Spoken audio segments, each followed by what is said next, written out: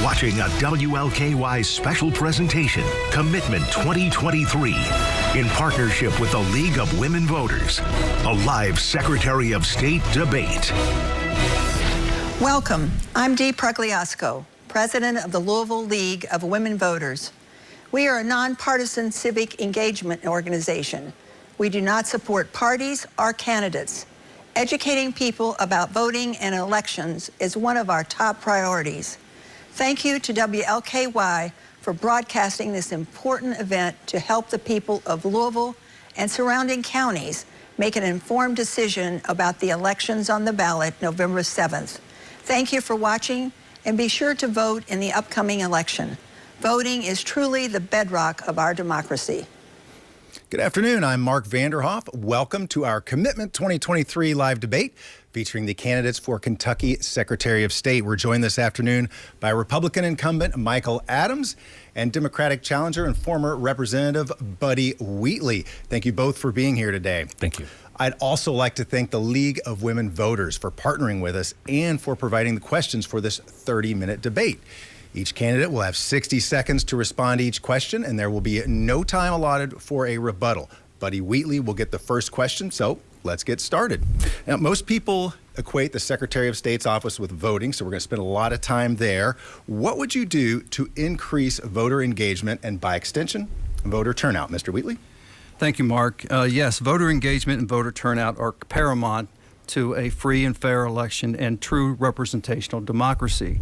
So I will have a program that will increase voter turnout, something different than what the current Secretary of State has said as far as voter turnout responsibility. We need to keep our polls open until 7 p.m. I will work for 2 full weeks of early voting. I will also work to have independents and third-party voters to participate in our primaries. These are key issues that will open access to the polls and they'll really create representational democracy. There are other things that will help bring out voter engagement and increase access to the polls. We'll talk about a few of those other things tonight. Mr. Adams. Well, thank you, Mark, and thank you, LKY and the League of Women Voters. Well, I'd first say, look at what I've actually accomplished. I've accomplished more to make it easy to vote and hard to cheat in just 4 years on the job than my predecessors did in 200 years. We're the only red and the only southern state that's making voting easier instead of harder. I've been a national leader on these issues. For 170 years, Kentuckians only had 1 day to go vote. I thought that was unacceptable. I thought that the Democratic Party's legacy of just giving us 1 day to vote was voter suppression. And so I did something about it. I went to the Republican legislature and told them that they should expand this. So I brought us expanded voting days. I brought us a cure process for absentee ballots to make sure that voters get a second chance in case their signature looked different when they sign their envelope on their ballot. I've expanded voting to people that aren't in the precinct. I want to protect these gains. And if I lose this election, or even if it's close, everything I've done, all that I've accomplished is at risk. All right, you both hinted at early voting. So would you support expanding early voting and mail-in voting even more, and why or why not? Mr. Adams, you're first on this one. Well, right now, no. If you look at Tennessee, our neighbor to the south, they actually have 2 weeks of early voting, but lower turnout than we do. I don't think there's a magical solution to turnout. If you just multiply the days, you get multiplied voters. That's just not been borne out by reality. I also think that 1 day is too stingy. That's why I fought to get more days for our people. I'm willing to consider having additional days in a presidential election because we have much higher turnout in a general election for president, more like 60% versus, say, 40% in a general election that's not for president. So I'd be willing to look at that.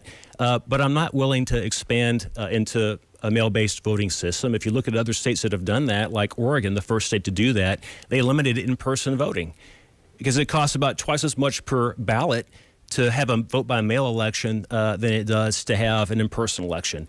And in Kentucky, even Democrats prefer voting in person. The vast majority of our voters do that, even if they're eligible to vote by absentee ballot. Mr. Wheatley.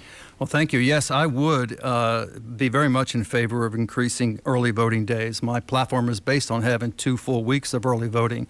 And Mr. Adams did mention Oregon, and Oregon is the highest voter turnout state in the nation. I think those are things to strive for. So there are ways to do this. Opening our polls earlier and have our polls open later till 7 p.m. are very important ways that we're going to allow more people to vote, to have a truer representational governance in our state. Look, there are many ways that we have their ability to increase access to the polls. Kentucky is still one of the hardest places to vote in the country, and that's partly because Mike Adams has not done additional things that we need to do to increase access to the polls. We're looking forward to doing that as Secretary of State when I'll be a full-time Secretary of State. All right, well, a lot of county clerks will tell you that their biggest issue come election time is poll workers. So what would each of you do to increase the number of people who are willing to be poll workers at all of Kentucky's counties? Mr. Wheatley? This is a great question, Mark, and yes, it is a challenge. And you know, poll workers are one of the reasons why we have the democracy that we have. And we need to be in contact with our county clerks year-round on a year-round basis so that we're able to determine what are the strengths, what are the weaknesses, how are we recruiting poll workers, what are the ways that the state is putting in dollars. And that's something I'm going to be very much in favor of, is additional funding to our counties so that the state can be a part of increasing poll workers, and that we have the federal dollars. Mr. Adams says he's not going to go for more federal dollars. I couldn't disagree more on that case either. We need to go for as many federal dollars. Don't let California, Texas, and Tennessee get these dollars. We need those dollars to help recruit poll workers and have a safe, secure place for them to work during the day when they're there protecting our democracy. All right, Mr. Adams. Well, first, Mr. Wheatley has attacked me on KET recently for running a surplus in my office and turning the funds back over to the General Assembly so they can increase education funding. The vast majority of state funds are spent on education. Here in Jefferson County, we know how important education funding is. If Mr. Wheatley wins, we're going to have less funding for education for our kids. So it's a real concern. With respect to the poll workers, I've been a real leader on this. I've worked with the YMCA to get young people not just to register to vote, but also to sign up as poll workers. I've entered into partnerships with the Bar Association, even brewers and wineries and distillers to put promotions to be a poll worker on their bottles and cans. We have a portal that we built, govote.ky.gov, where we recruit poll workers that way. So we've done a lot. But if we expand voting days and hours like he's proposing, we'll have fewer volunteers. All right, well, let's turn now to election security. Do you believe that more needs to be done to ensure that Kentucky's elections are secure? And if so, what steps would you take? And Mr. Adams, you're first on this one. Well, let's start with what we've actually accomplished. Under me, we have implemented photo ID to vote in our elections. Mr. Wheatley repeatedly opposed that. He doesn't think we should even find out who's voting in our elections, which is totally absurd. And I might add, there's no way I could have gotten expanded voting days from the General Assembly if I didn't have the street cred on election security. Mr. Wheatley is false when he says that I'm against federal funding. I've drawn down, and this is well documented, I've drawn down tens of millions of dollars of federal funding to implement the reforms that I've advocated, including making it easier to vote. He's voted against things like putting surveillance on ballot boxes. He's voted against paper ballots, all sorts of common sense things. Look, you can be progressive and have a different belief system, but this is just common sense stuff that he's against. Thank you, Mr. Adams. Mr. Wheatley? Well, let me point out first that I will never be against defunding public education like the Republican Party has been in Kentucky for many, many years, or looking to take away dollars related to school choice in many other ways. So no, when I talk about funding for county clerks, it'll come out of the dollars that are available. So for election security, the biggest threat to election security is Michael Adams talking about pulling us out of ERIC, which is a national bipartisan voter fraud protection program.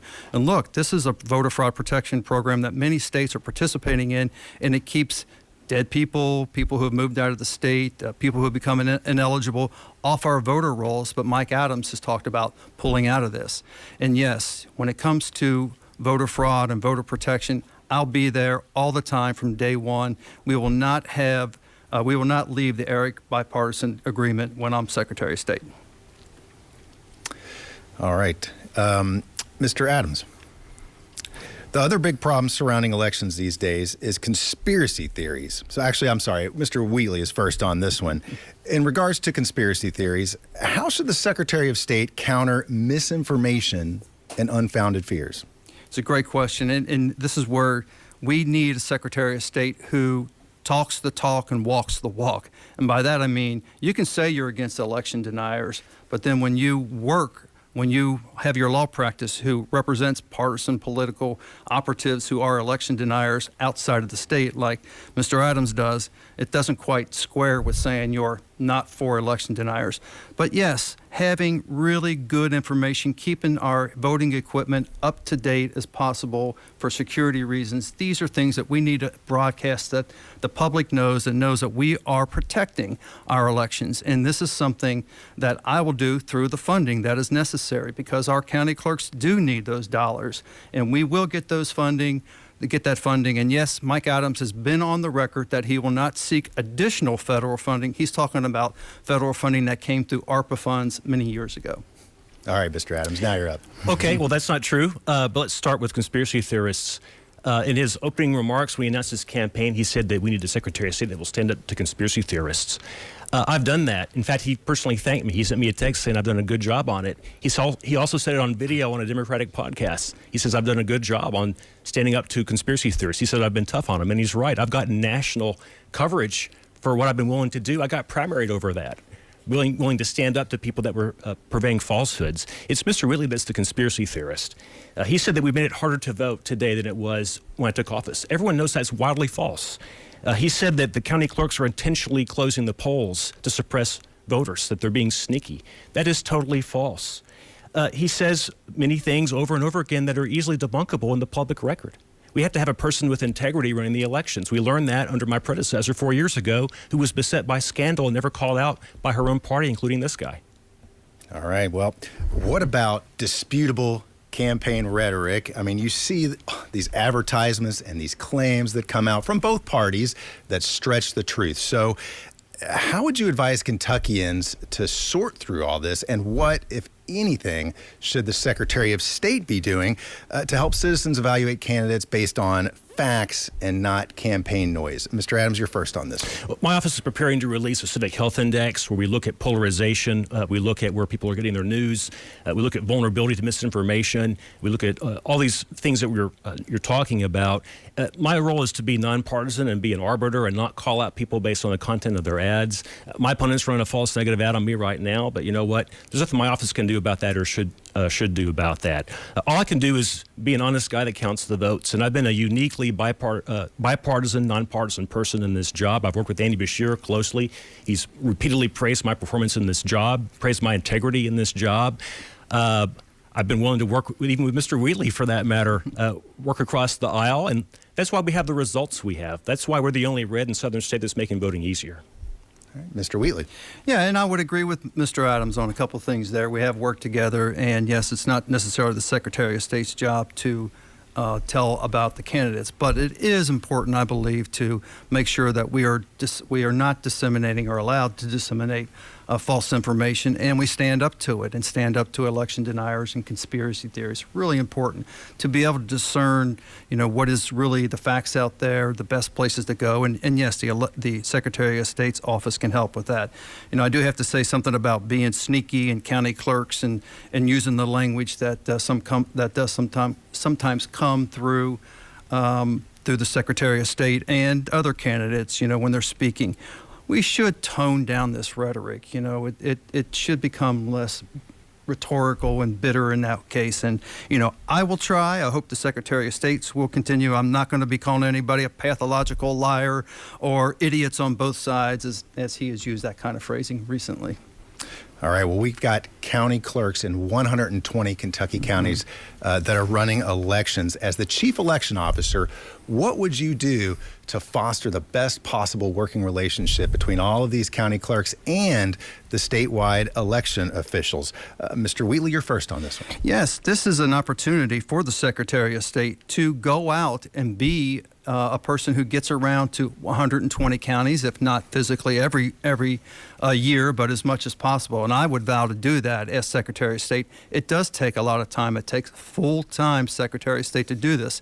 And we don't necessarily have a full-time Secretary of State with as much as Mr. Adams is participating in his law practice outside of the state.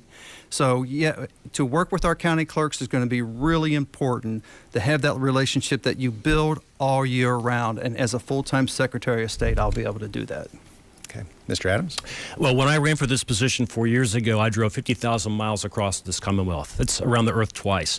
In every single place I went, I met with the county clerk. Whether it was a Democrat or Republican, it made no difference to me. I still sat down with them and I heard them out. Guess what they told me? They didn't want early voting. I'm willing to listen, but I'm also willing to disagree and call people out if I think they're wrong. And so I've had a relationship that's been much better with the clerks than what they had with my predecessor. They didn't get along with her. She didn't get along really with much of anybody. But I've been willing to be bipartisan and listen and be data-driven. And that's one of the biggest differences between my opponent and me is I'm not ideological in this job, and he's very ideological. Here's a couple of examples. He voted against the law that allowed me and the governor to work together to save the 2020 election. Even Democrats wanted to save the election from what could befall us, but he didn't. To him, it was more important to stick it to a Republican than to be an honorable person and try to cooperate, or at least let me cooperate with the governor. All right. Well, currently, if you're registered independent, you can't vote in a primary. So would you support an open primary so independents could vote in the primary, or do you think that the system should just stay the way it is, and why? Mr. Adams, you're first. Yeah, I'm the first person that proposed this some years ago. I think independent voters pay taxes, and they're paying for these elections, and they ought to have some say in these elections. It's not fair to disenfranchise them. It's discriminatory. But also, I think it would be better for both parties to have independent voices as part of the process. We typically have turnout in our primaries that's very low, 13, 14%, sometimes lower. And just the most angry, extreme, highly motivated people end up voting in those elections. And everyone else is left out. And then you have some pretty distorted outcomes with some pretty extreme people that win those primaries. That's going to get worse as our state gets more and more polarized. So I think it'd be helpful to have independents in this process. I think it's only fair, and that's why I proposed it. And with respect to my opponent, I don't have any criticism on this point. He agrees with me, and he filed a bill to make that happen. It didn't go anywhere. He's not been very effective in his job in the legislature, but I still respect his position on it. All right, Mr. Wheatley. Well, yes, I did file a bill to allow independents to vote in our primaries. And I have to say that, Mike Adams is in the supermajority, and he could literally get many things done as Secretary of State that are not getting done, for instance, this one. So, yes, allowing our independents to vote in our primaries and third-party voters in our primaries is fairly simple, and it's not a fully open primary. It would be a situation, my bill was a situation where you went into the voting, into your poll, and you decided if you want the Republican ballot or the Democratic ballot. So that was an opportunity for independents to participate in our primaries, and it gives us a more balanced, I think, and less partisan candidates will come out of that. And look, independents are the fastest growing voting bloc in the state. So it's time for their participation in our elections. And full civic engagement is something I'm going to be working on as Secretary of State. All right. Well, some states now offer same-day registration for voters. Would you support same-day registration, and why or why not? Mr. Wheatley, you're first on this. Yes, I do support same-day registration and other versions of automatic voter registration. There are ways that this can be done, that technology can handle it. Many other states are doing same-day registration. And while there might be concerns from the Secretary of State as far as, who can vote and who cannot vote, there are ways that we set up state laws in other states. We can learn from best practices on how to do this. And there might be a provisional ballot that goes for somebody on same-day registration who vote that day. But it is another way that we increase access to the polls. Many people don't realize Kentucky is still as one of the strictest voter registration deadlines, so 28 days before the election. When there is plenty of technology that can handle same-day registration, it will increase access to the polls and will have greater voter turnout, better democracy. All right, Mr. Adams. Well, Mark, this is a really terrible idea. If you want to have lines at the polls, then have the poll workers responsible for voter registration along with getting people checked in to vote. It's just a really bad idea. That's why the Democrats never enacted it when they ran the government. It's why the governor hasn't supported it. It's why his caucus isn't pushing it. It's why he didn't push it when he was in the legislature. The vast majority of things that he's talking about, even he doesn't believe in, because he didn't push them when he was in the legislature. 2 weeks of voting, for example. He says that he's advocated for 2 weeks of voting. In the legislature, he didn't. He got called on that by Renee Shaw. He lied to Renee Shaw's face and told her he'd pushed for 2 weeks of early voting. And she said, no, you didn't. You pushed for 2 4-day periods of early voting. He said, oh, yeah, well, Renee, I couldn't get that passed. What matters is not what pandering my opponent's going to offer. It's what's he accomplished. He hasn't accomplished anything. The reason we're even talking about election reform is all the election reform that I brought to Kentucky. All right. Do you support a constitutional amendment to restore voting rights for convicted felons after they serve their sentences, and with or without conditions? And if your answer is yes, what will you do to help pass that amendment? And if your answer is no, why not? Mr. Adams, you're first on this one. Yeah, I'm really proud that the Republican State Senate, with my cooperation, already passed an amendment to have this impact. It got to the House where Mr. Wheatley served and didn't get any traction. But I do think it'll come back. I do think it's a worthy notion. I do think we should have some exemptions in there. I don't think that violent felons ought to automatically have their rights restored. They should have to petition the governor and show some sort of penance or what have you. I think that people who have committed election crimes shouldn't have automatic restoration to be part of the election again. They should have to show on an individualized basis that they've been reformed. But I also don't think that we should have everybody automatically disenfranchised. Only a few states do that. I also don't think that we should have governors of the two parties either expanding these rights or retracting them in executive orders. This should be in the Constitution, and then the decision should be given to the people to vote on it in a constitutional amendment and a ballot referendum. Mr. Wheatley. Yes, let me first straighten out. The governor does support same-day registration. As a matter of fact, people should know that before the pandemic hit and before the 2020 election, the governor and I met several times on major pieces of legislation in ways that we can get them passed in Kentucky. And we talked about same-day registration. We talked about some bills that had an opportunity at passing, some that we might file later in the session. But then the world did change quickly. And yes, I did not introduce same-day registration. I was not in the House when the Senate passed its bill, but I do still support it. And there was a lot of agreement with the Secretary and I related to former felons being able to vote in our elections. It does increase voter turnout. It does increase civic engagement. And yes, as a constitutional amendment, I fully support it. All right. Well, believe it or not, the Secretary of State's office has a lot of other duties other than elections. So what are each of your plans to make sure that Kentuckians know about and receive the best possible services that the office can provide? Mr. Wheatley, you're first on this one. Well, you will learn a lot of things on the job and in the job, and I've learned a lot of things from people who deal with the business filings, which is another part of the Secretary of State's jobs. And what I've learned is that from small businesses to large businesses, there's a backlog. There's a 30-day backlog, and the portal that is available to businesses to file their paperwork has been not operating properly almost for the whole time that Secretary of State has been in office. So this is an ongoing problem that really could possibly affect the economic development, the tremendous economic development that has happened in the state of Kentucky with Governor Beshear at the helm. So we don't want the Secretary of State's office to to delay or to hold back this economy that's on fire. So I will be fixing the business portal when I'm Secretary of State.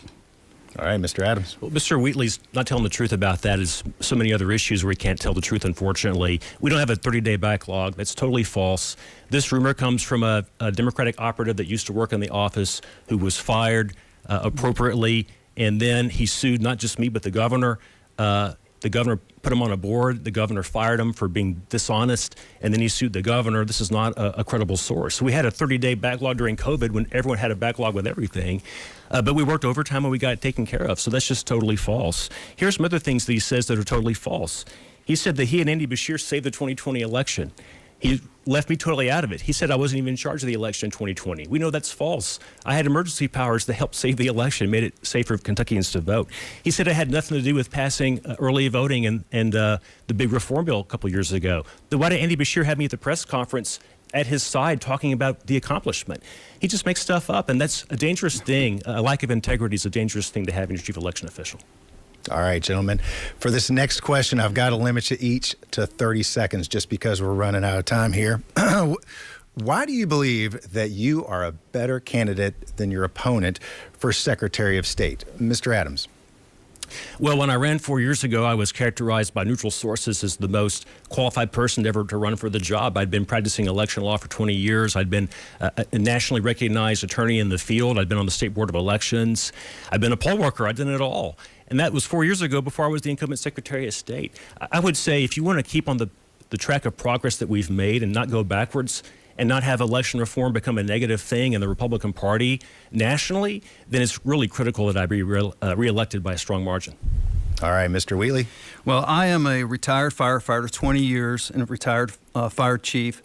Public service is in the blood, and I put my life on the line in public service. Mr. Adams has been a career of partisan political operative. He does that on the side now as Secretary of State. I will dedicate my full-time abilities to Secretary of State, will not have outside work, will only work for the people of Kentucky when I'm Secretary of State. All right, thank you. That concludes our time for questions. Now each candidate will have 90 seconds for a closing statement. Mr. Wheatley, you'll go first. All right. Well, thank you. Thank you to the League of Women Voters and for people holding this and here today, listening to this debate. It really gives opportunity for everybody to get to know the candidates a little bit better. And there are some really real differences. Let me be clear. Governor Beshear asked me and has endorsed Buddy Wheatley for Secretary of State. I am a former fire chief who put his life on the line in public service, and Mike Adams has a career as a partisan political operative. He still does this while working his law practice as Secretary of State. Mike Adams is focused on the past, more than 150 years ago at times, blaming Democrats for voter suppression. Michael Adams has caused voter suppression in 2022, as Republican legislators have stated. So I'm focused on what's going on now under Michael Adams' watch. The lowest voter turnout in 30 years, hundreds of polling locations closed, ignoring the victims of our natural disasters, and delays in our business filings. I'll be a bipartisan, full-time Secretary of State who will work across the aisle for 2 full weeks of early voting. Our polls open till 7 p.m. Our independents and other voters to participate in our primaries. We will fix the business filings, too. None of this was done under Michael Adams in the supermajority. Firefighters don't ask whether you're a Republican, Democrat, or independent. You do the job. I want to be sure that Kentuckians have a safe, secure, and convenient way to vote, and I am going to be a full partner with Governor Beshear in the elections in Frankfort to modernize our elections. Thank you. Right. Thank you, Mr. Wheatley. Mr. Adams. Well, thanks for this opportunity. The key question when you have an incumbent running for a second term is, should you fire the guy? That's the issue. And my opponent's signs actually say fire Michael Adams, so I guess we agree that that's the question before us. But I would ask, should we fire the guy who was the first Secretary of State in America to safely run an election in a pandemic and actually created a model that other states then adopted to ensure that they had an election as successful as we did, without corruption, without fraud, without suppression, and without casualties? Should we have a Secretary of State? Should we fire the one that brought us early voting? After 100 years of empty promises from Mr. Wheatley and his party, I actually took on my own party and his party and said, that's not enough. We've got to make it easier for our people to vote. Should we fire the guy that brought an improvement in technology, more secure equipment, and paper ballots for all of our voters? So we have the speed of a quick count, but also the security of a paper trail. That's a mammoth undertaking with thousands of precincts around the state to actually implement that. Should we fire this guy? Should we fire the guy that stood up to the conspiracy theorists, even got primaried over it, and then when I won, became a national success story for being a truth teller as Secretary of State? Should we fire that guy? I'd submit no, we shouldn't. I got to win this race, and I got to win it big to have the leverage to approach the legislature and push for more reforms in our elections. All right. Thank you, Mr. Adams. I want to thank Michael Adams and Buddy Wheatley for participating in today's debate. We also want to thank the League of Women Voters for partnering with us on this debate and providing us with the questions. And thank you for joining us. The 2023 general election is Tuesday, November the 7th. Polls are open from 6 in the morning until 6 in the evening in Kentucky. And the Secretary of State is only one of 6 state races on the ballot. Voters will also decide Kentucky governor, state auditor, state treasurer, commissioner of agriculture, and attorney general. You can see the candidates for governor debate live Saturday at 8 o'clock right here on WLKY. For WLKY, I'm Mark Vanderhoff. Thanks for watching.